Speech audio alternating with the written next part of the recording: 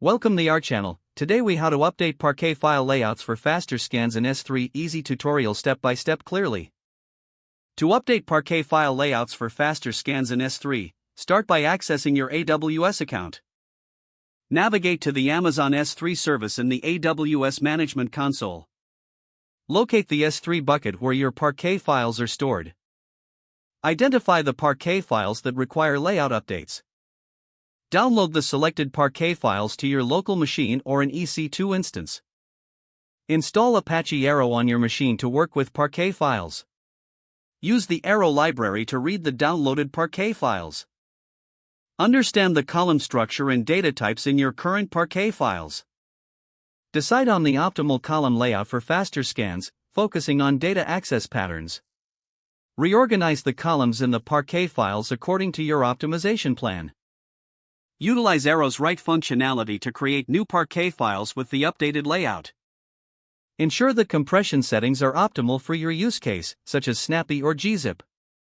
Upload the newly created Parquet files back to your S3 bucket. Delete the old Parquet files if they are no longer necessary to free up storage. Test the new Parquet files to verify the enhanced scan performance. Monitor your S3 usage and access patterns to continue optimizing in the future. Document your process for future reference or for team collaboration. If the page does not load, refresh the browser or try again in a private or incognito window. Make sure you are using the correct email address, then retype it carefully to avoid small typos. If your password is not accepted, use the reset option and create a new strong password you can remember. Check your spam folder for verification or security emails, then complete any requested confirmation steps. Enable two-factor authentication if available to improve account security and reduce unauthorized access risk.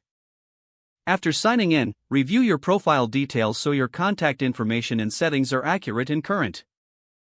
If you see an error message, note it down and try again after restarting your device and internet connection.